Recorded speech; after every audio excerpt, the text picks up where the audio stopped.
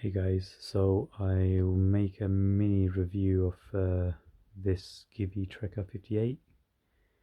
I've had it for about 8 months or something now, and it's an upgrade to my old mono key, or actually monolock Givi Blade 47 litre box, which I used for many years. Um, yeah, but this has been so much better that I thought I would make a video about it. Um, the extra 11 liters makes quite a big of a difference. Um, in terms of extra things, obviously you can store like motorcycle trousers or something you couldn't possibly fit before. So the capacity update was worth it, but also the top mounting ability of this and the mounting points. Um, yeah, just some comparison with the Givi Blade, I guess. That was a monolock box, which is single wall, I believe, plastic, um, and therefore a lot lighter.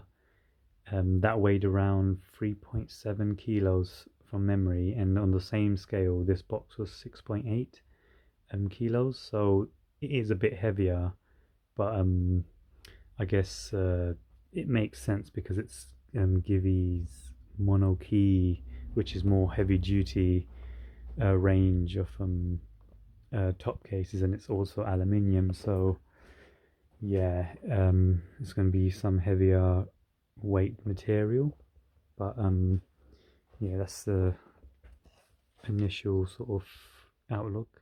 So one perk I read online, which is quite true, I guess, is the key is extra thick for the box.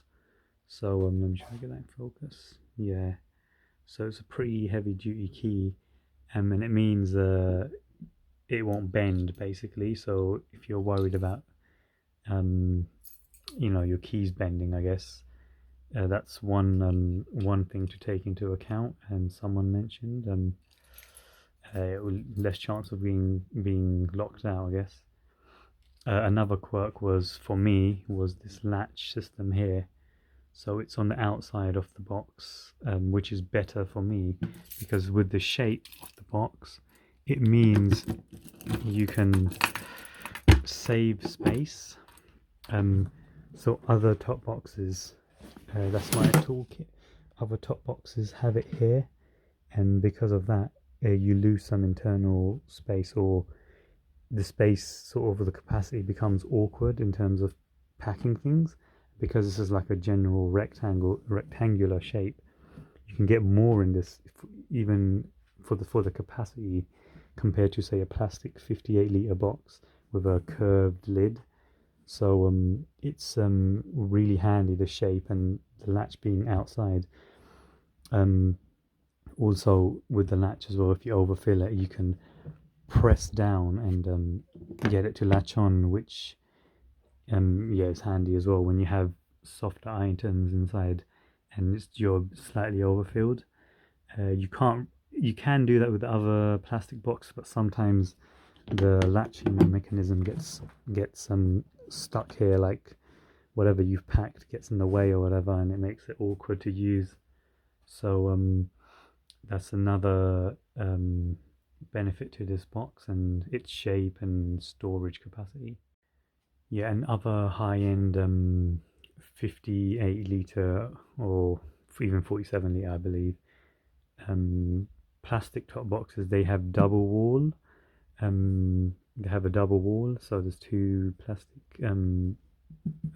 sides, and that increases the thickness, therefore the width of the box. So with it being aluminium, it's quite thin actually, even though it's sturdy, it's quite thin. So you can get more space inside, or the same volume of space, but smaller like width overall. So that makes it more optimal, I suppose, if you don't want a massive box, even though it is somewhat large. Another benefit is obviously these hook points here. With this, I have this permanently mounted cargo net, and what it allows you to do is carry extra things. I got this rubber matting, which you can buy for the box. It's quite expensive. I wouldn't really recommend it. I would recommend just getting silicone adhesive pads from online somewhere and just placing them yourself, off eBay or something. So with this cargo net, it's super handy, as you can chuck your gloves in here or anything soft items like clothes or whatever, like jackets and things. You can just easily throw them there, and if the box is full up and you don't have any extra room, you can carry relatively light items over here, and it makes it very quick and easy to access. Just pick up the net, throw things, or unhook it for larger items, and you can get anything you want under there. So here's a quick example of using the net to store a carrier box. With this I cable tied them as well, just in case no one nicks the net. Another perk with this box is, at least the old model, the new model I believe it's changed, but this has metal hinges, so they're less, I guess they're more harder wearing than plastic hinges. And I know the cheaper replicas use plastic hinges as well, and that was one of the reasons why I opted for the old Givi. Another benefit is obviously I guess you can easily stick reflective tape on it here and there and makes it more visible. Yeah, so I've got a few bits here. So there's an optional cargo net you can get here for the top lid, and this is really handy as well for things that you use quickly, like bungee cords, GPS mounts, cleaning cloths or whatever. Makes it really convenient and easy to get them out of the way quick and easy. Yeah, so that's definitely a plus. There's also hook points at the bottom as well, 4 of them. I'm not exactly sure what they are intended for, but yeah, they're there just if you need them. It comes with a soft mat as well under the items, so which is nice-ish, I guess. So this is just a quick example of how much it can store, and this is one of the reasons why I got it. So here's, you can push it down with this locking mechanism and cram things in a bit more than the traditional top box with the plastic latch system. So if I was to unlock this, sorry, I need to wrestle with it. There you go. You can see the gloves, which you can put inside the helmet to even have more storage space. So I could have done that better, but I just wanted to do this for example. The Arai Quantic helmet in size small, but it's a pretty big helmet even in size small, with a Bluetooth system installed. A Dainese set of motorcycle trousers with the full long shin armor, knee to shin. All my other bungee cords and whatnot. A 10-litre Krieger US pack with tools in it, and a Oxford lid lock and a cable lock as well for if you want to lock the helmet outside. And these mounting points on the box here and here, if you decide to lock your helmet on the outside, you can use something like an Oxford lid lock or whatever, and the cable through these points, and it's relatively secure. If someone wants your helmet that badly, they're going to break whatever you latch it to anyway. So that's the benefit of these points here. You can lock things to them as well on the outside if you need to store things inside the box and lock them securely. So yeah, a lot of space. It can also fit 2 full face helmets with intercom systems as well. So yeah, it's a pretty spacious and practical setup. Also, with these cinching points, if you have items that don't fit in the box, assuming it's secure in like a bag or something, in this case, you can cinch them down using the straps and the mounts. So these are rock straps, and they're just mounted to the handle grab rail.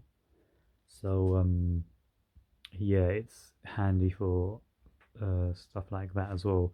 You could get away with this with the other plastic ones as well, but they're not as easy. Um, with the plastic ones, if you have a handle or something here, you can strap these to the handle and wrap them over to the grab rail as well. But on this box, it's actually easier and more suited to using these straps.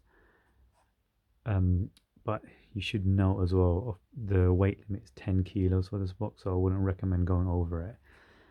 And yeah, I wouldn't recommend doing this for high speed trips or anything where the stuff isn't secure inside. Just make sure it's in a bag or something contained and it's cinched down tightly so it's not going to go anywhere. Yeah, it's even, handy to hook reminder cables for disc locks and throw your gloves in over under the net and stuff. It's just really practical. Overall, I'll definitely recommend this top box. I don't really know any others that are as useful or like as practical as this. And maybe those cheap clones on Amazon and stuff will do some of this thing, some of the functionality, but I'm not sure if they're as durable, especially with the plastic hinges. Um, there is a 55-liter shad box which just has these mounting points but not the side handrails, which might be quite close to this and similar. Another note to make is it can hold two full face helmets with intercoms, so that makes it really easy as well if you're traveling two up. Um, the main negative I can say is it's not even, you can use these as a grab handle, I guess you don't need a handle. The main negative is at 40 miles per hour there's a bit of buffeting with this box, um, which causes the handlebars to shake, which my other top box, the plastic 47-liter ones, did also cause, but this one's a bit more noticeable, probably because of its boxy shape. And if you do use heavy items under the net, of course it's going to get very top heavy, so I wouldn't really recommend loading it there with heavy items or high items, tall items. But temporarily, when you're at stop as well, you can put gloves and even put a helmet under this just to hold it while I was waiting for my pillion. So yeah, I definitely think this is a really good box and probably worth the investment if you don't use a car or if you want to maximize the practicality of your basically commuter bike. So yeah, thumbs up from me. Yeah, one point about this box, a quirk I guess, is you need the key to lock it. In with Without the key in the barrel, it won't lock. So if you're used to locking your top box without the key in, uh, it's not gonna be the same with this top box. Um, Initially, I found it annoying, but when I got used to it, it's okay. And to be honest, I always used to panic that I might lock my key in my old top box. So it could be a negative or a positive depending on what you're used to. So here you can see a comparison of size with my old Givi Blade B47 top box and the Shad SH58 and the Givi Trekker. So you can see the Shad's actually looks a bit bigger than the Trekker, and they're both set. So the Shad is set to its 58-liter size, so its maximum size, and because of the plastic construction, the locking mechanism being internal, and those sort of reasons, it's actually longer in depth, and you can see it's a bit wider as well because of the probably the double wall construction, um, which is if you want the smallest box for the maximum capacity, the Trek is actually better. Um, Also, obviously, you have the benefit of the mounting points on the Givi. So, and you can also see in this example how the Givi is not that much bigger than the Trekker is not that much bigger than the 47-liter Givi. Obviously, the Shad likely has better aerodynamics than the Givi, so there is that benefit on the traditional plastic top box. Uh, Another point was the Shad, when it's on its smaller size, is quite a bit lower than the Givi 47, Blade 47, but it's wider. Just a quick note about waterproofing as well. I've had no issues with leaks so far. Here's another quick perk of the mounting points, or where you can use them to carry awkward things. You could tie tires to the top parts and then the bottom of the tire to the handrails, and it will hold it stably, which you can't normally do with a normal top box. Another point was you can get racks for plastic top boxes as well, which mount onto the top of the box. Those are good as well and useful, but they're generally a bit higher than the top of this 58 liter, so it'll still put the weight high, and it's mounted on a plastic lid, which I don't know. The plastic's quite durable, so it's probably not going to break. But the the Trekker seems like a better all-round package for carrying awkward things and maximizing utility. So that's probably why um, it's such a good box, basically.